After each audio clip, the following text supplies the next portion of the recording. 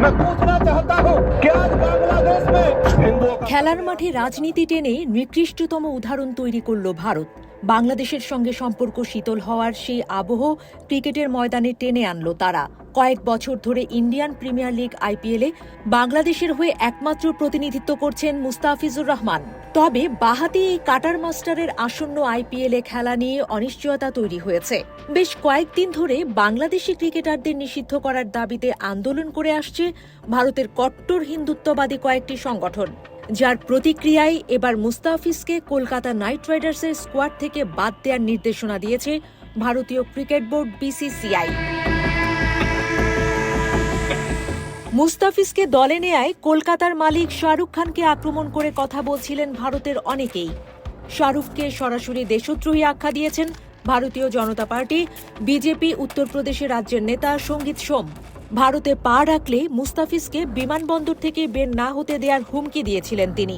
বাংলাদেশের সঙ্গে উত্তেজনার জেরে ভারত জুড়ে মুস্তাফিজকে নিয়ে আপত্তি আসায় এমন সিদ্ধান্ত নেওয়া হয়েছে বলে মনে করা হচ্ছে। ভারতীয় সংবাদ সংস্থা এএনআই-কে বিসিসিআই এর সচিব দেবজিৎ সাইকিয়া বলেন, সাম্প্রতিক ঘটনাবলীর কারণে বিসিসিআই আইপিএল এর অন্যতম ফ্র্যাঞ্চাইজি কেকেআরকে একটি নির্দেশ দিয়েছে। বাংলাদেশের ক্রিকেটার মুস্তাফিজুর রহমানকে ছেড়ে দেওয়ার নির্দেশ দেওয়া হয়েছে। কেকেআর এর পরিবর্তে ক্রিকেটার নিতে চেয়ে আবেদন করলে বোর্ড তাদের অনুমতি দেবে।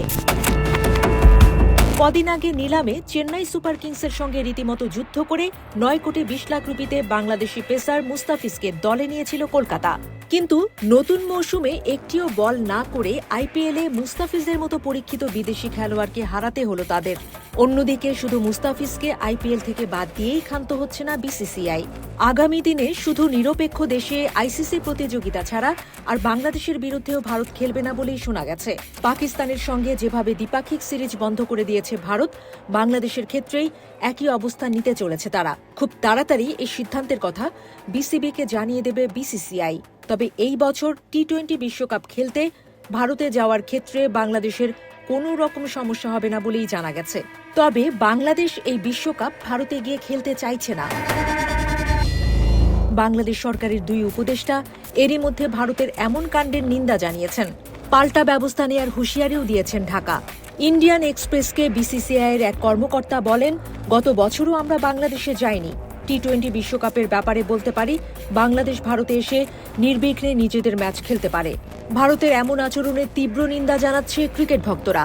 তাদের এমন আচরণ ক্রীড়াঙ্গনের স্পিরিটকে কেবল কালিমালিপ্তই করেনি, বরং বিশ্ব ক্রিকেটের মঞ্চে তাদের সংকীর্ণ মানসিকতাকেও নগ্নভাবে উন্মোচিত করেছে বলে মন্তব্য করেছে তারা। তাদের মতে, প্রতিবেশী দেশের সঙ্গে রাজনৈতিক দ্বৈরথ থাকতেই পারে, কিন্তু সেই তিক্ততাকে খেলার মাঠে টেনে এনে ভারত প্রমাণ করল তারা পেশাদারিত্বের চেয়ে প্রতিহিংসাকে বেশি প্রাধান্য দেয়। এদিকে আগামী 7 ফেব্রুয়ারি ভারত ও শ্রীলঙ্কায় 2026 সালের আইসিসি পুরুষ টি-20 বিশ্বকাপ শুরু হতে যাচ্ছে। বাংলাদেশ দলের গ্রুপ পর্বের সব ম্যাচই ভারতে অনুষ্ঠিত হবে।